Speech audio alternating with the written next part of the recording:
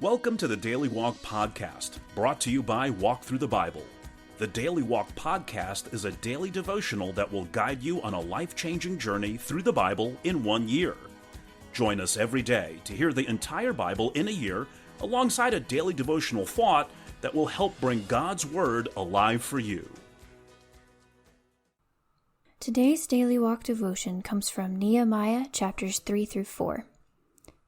A tour of the crumbling remains of the walls of Jerusalem does not discourage Nehemiah. Armed with confidence in the Lord, he organizes construction crews to begin the work. Priests, goldsmiths, rulers, women, merchants, no one is exempt from the work detail. Vocal and physical opposition soon arises to threaten the project. With morale at a low point, Nehemiah rallies his workers once again, instructing them to be ready for battle and available for work. With the war cry of God and homeland on their lips, the people enter wholeheartedly into the task. Now, let's listen to Nehemiah chapters 3 through 4. Nehemiah 3. Eliashib the high priest and his fellow priests went to work and rebuilt the sheep gate. They dedicated it and set its doors in place, building as far as the Tower of the 100, which they dedicated, and as far as the Tower of Hananel. The men of Jericho built the adjoining section, and Zakur, son of Imri, built next to them. The fish gate was rebuilt by the sons of Hasenaah. They laid its beams and put its doors and bolts and bars in place. Meremoth, son of Uriah, the son of Hakaz, repaired the next section. Next to him Meshullam, son of Berechiah, the son of Meshezabel, made repairs, and next to him Zadok, son of Bana, also made repairs.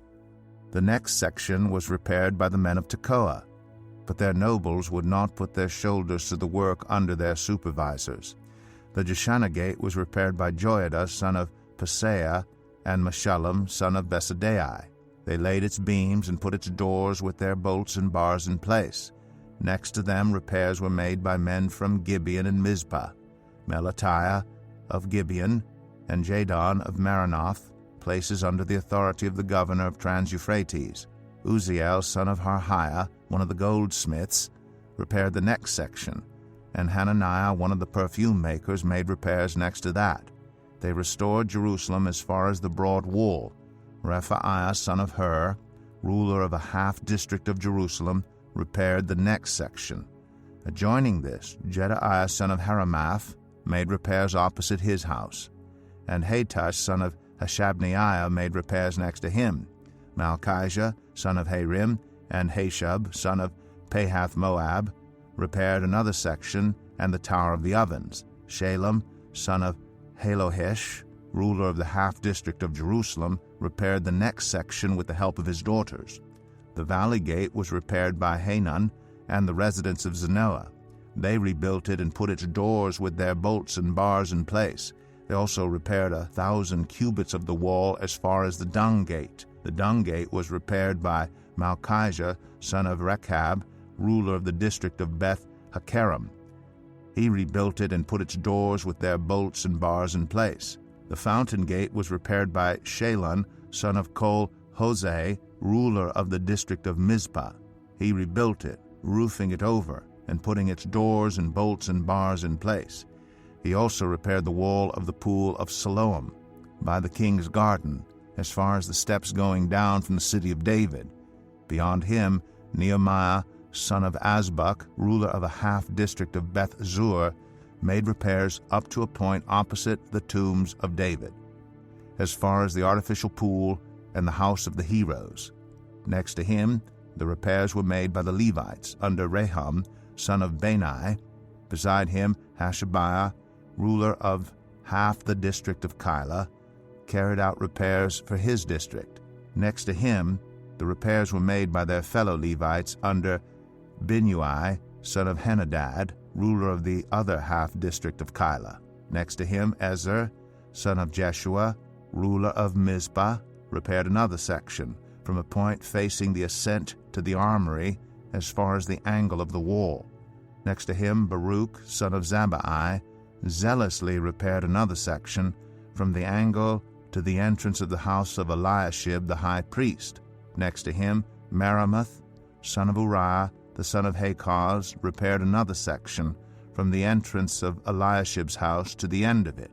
The repairs next to him were made by the priests from the surrounding region. Beyond them, Benjamin and Hashub made repairs in front of their house, and next to them Azariah, son of Maaseiah, the son of Ananiah, made repairs beside his house. Next to him, Binnui, son of Henadad, repaired another section from Azariah's house to the angle and the corner. And Palal, son of Uzziah, worked opposite the angle and the tower projecting from the upper palace near the court of the guard. Next to him, Pedaiah, son of Parosh, and the temple servants living on the hill of Ophel made repairs up to a point opposite the water gate toward the east and the projecting tower. Next to them, the men of Tekoa repaired another section from the great projecting tower to the wall of Ophel.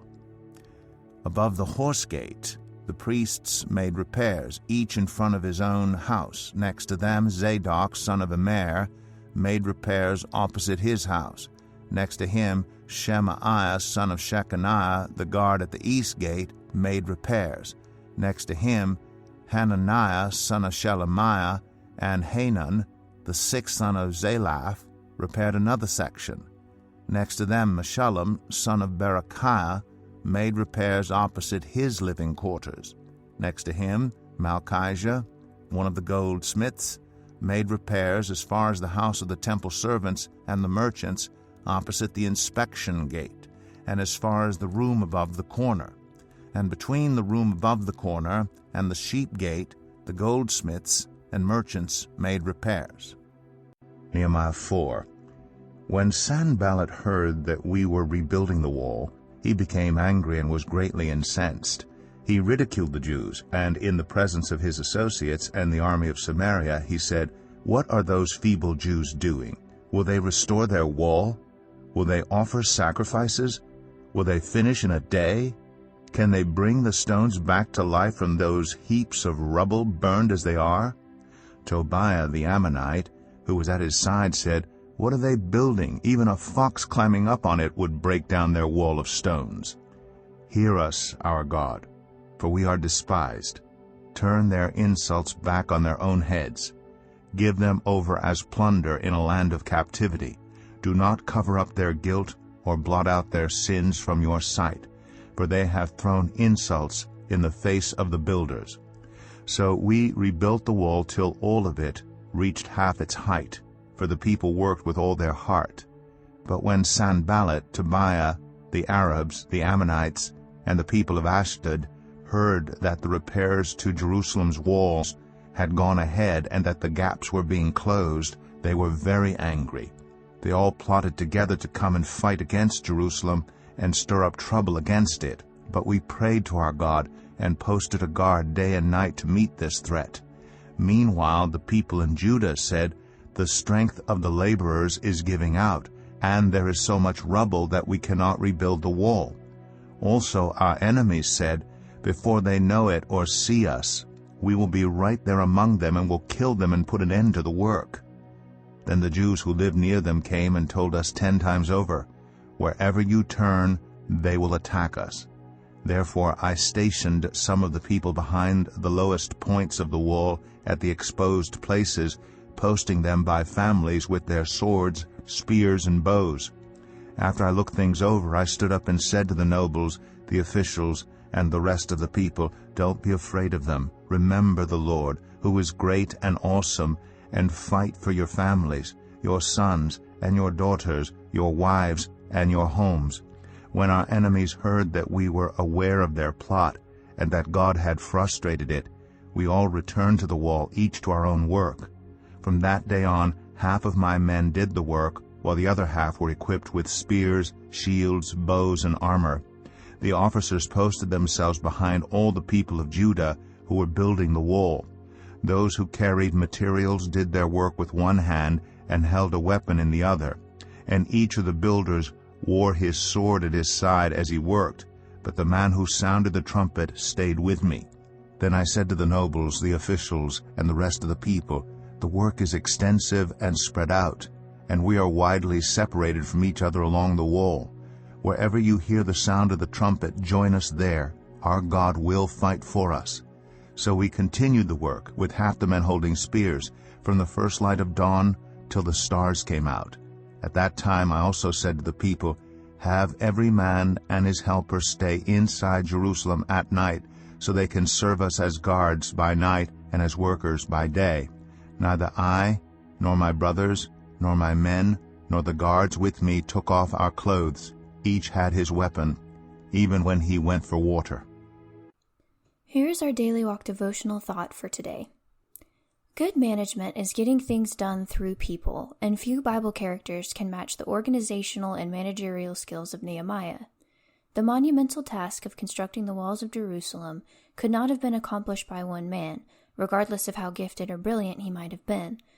But Nehemiah wisely divided the work responsibility among many small groups, employed all available workers, provided incentives for doing a good job — each person built the portion of wall in front of his own home — and gave adequate recognition for each person involved.